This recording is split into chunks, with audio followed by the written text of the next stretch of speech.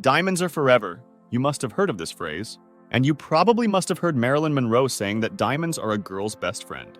And you definitely must have heard the iconic Pink Floyd song, Shine On You Crazy Diamond. We kept hearing about diamonds in our popular culture, and slowly over time, we were made to believe that diamonds are a timeless emblem of eternal love, enduring commitment, and everlasting beauty. Inspired by this, you probably decided to spend your 3-month salary on a diamond ring to prove that just like diamonds, your love was immortal and forever. But if you dig deeper, you will realize that beneath their dazzling facade lies a murky industry built on deception, exploitation, and artificial scarcity. So let's delve into the intricate web of the world of diamonds, exposing the myths and unveiling the truth behind why diamonds are indeed a scam.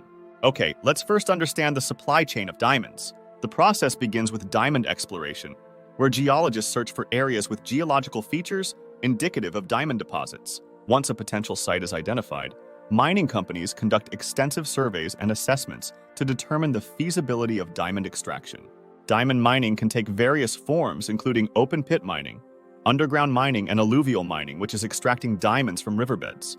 Major diamond-producing countries include Botswana, Russia, Canada, South Africa, and Australia. After extraction, raw diamonds undergo sorting and grading processes to classify them based on various factors such as size, color, clarity, and shape.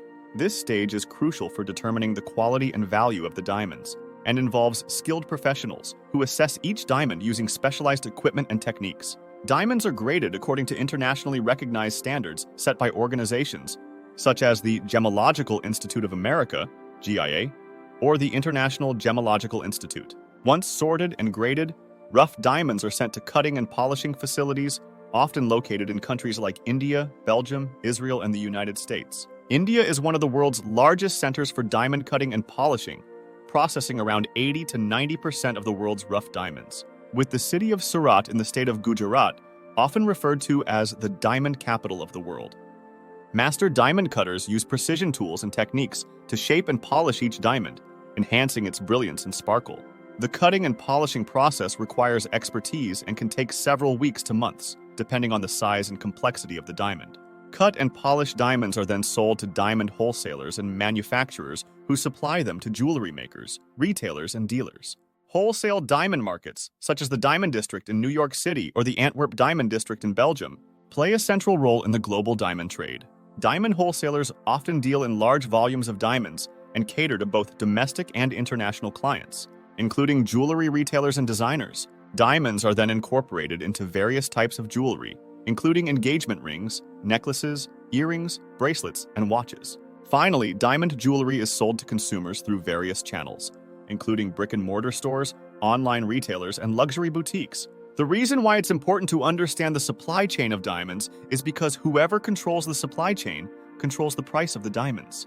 There is one company which has been one of the most influential players in the diamond industry and has historically held significant control over the global diamond market. And that company is De Beers. At its peak in the 1980s, De Beers controlled approximately 80% of the global rough diamond market. The company was founded in 1888 by Cecil Rhodes and other investors who sought to exploit diamond deposits in South Africa. Over time, De Beers emerged as the dominant force in the diamond industry, controlling a substantial portion of the world's diamond production and distribution. One of De Beers' most significant contributions to the diamond industry was its strategy of centralizing diamond supply. It established control over diamond mines through various means, including acquisitions, partnerships, and market manipulation.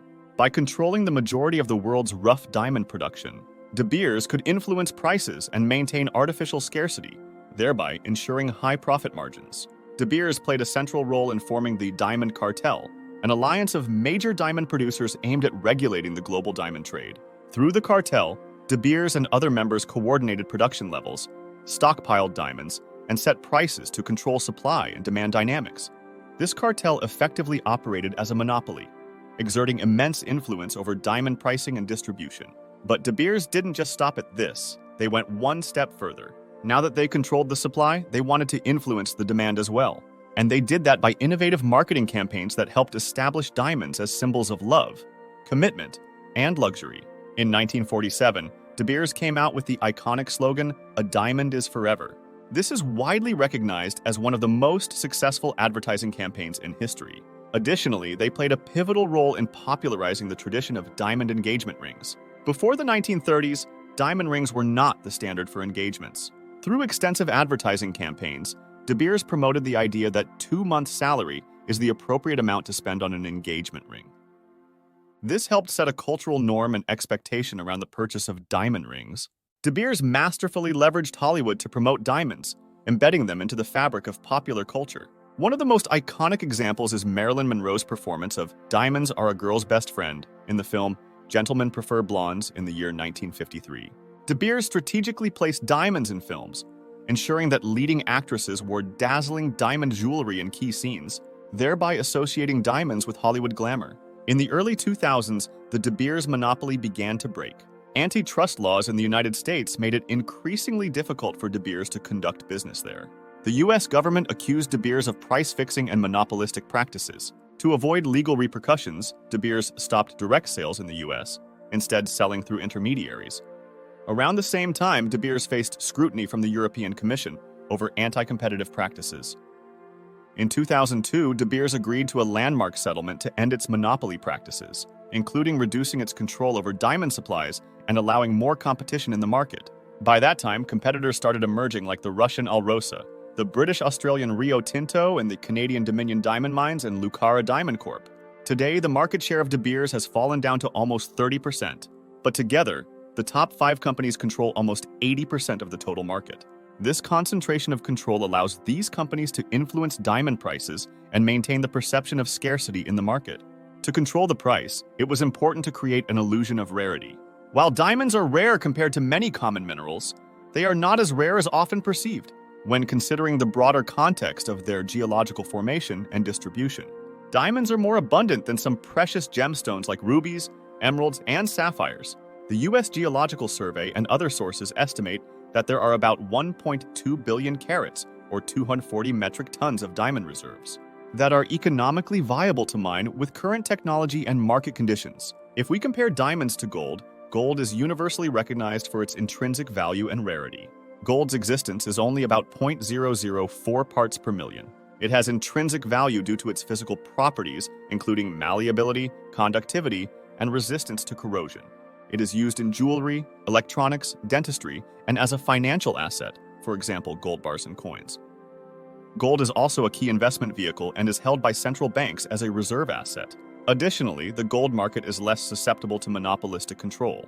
It is traded on open markets globally with prices influenced by supply, demand, and macroeconomic factors such as currency values and geopolitical stability. On the other hand, the primary value of diamonds is as gemstones and jewelry. While industrial diamonds are used for cutting, grinding, and drilling, the vast majority of their perceived value comes from their use in decorative items. While we are talking about the rarity aspect, the emergence of artificial diamonds, also known as lab-grown or synthetic diamonds, has had a significant impact on the diamond industry.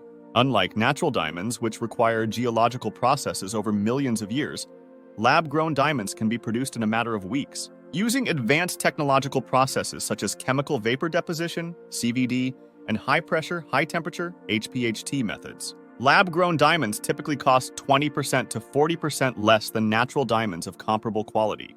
So how can something be rare if it can be produced in a lab? Lab-grown diamonds have dramatically increased the supply of diamonds in the market, putting pressure on natural diamond prices. Now let's talk about blood diamonds. Blood diamonds, also known as conflict diamonds, are diamonds that are mined in war zones and sold to finance armed conflict against governments, particularly in African countries such as Sierra Leone, Angola, Liberia, the Democratic Republic of the Congo, and Zimbabwe. These diamonds are often used by rebel groups or insurgent forces to fund their activities, including the purchase of weapons, ammunition, and supplies. You probably would have seen the Leonardo DiCaprio movie Blood Diamond, which talks about this issue. The mining and trade of blood diamonds have been associated with severe human rights abuses, including forced labor, child labor, sexual violence, and other forms of exploitation. In response to growing concerns about the trade in blood diamonds, the international community established the Kimberley Process Certification Scheme, KPCS, in 2003. The Kimberley Process is a multilateral initiative aimed at preventing the flow of conflict diamonds into the legitimate diamond supply chain.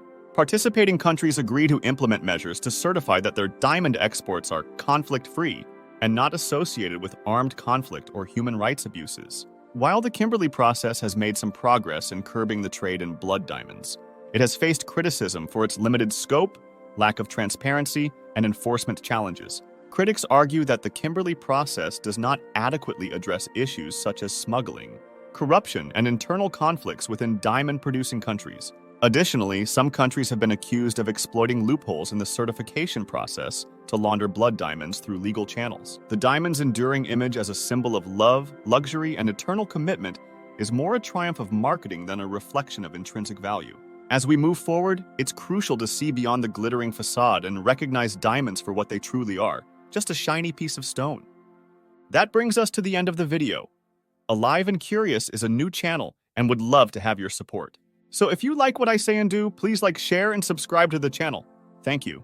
See you in the next one.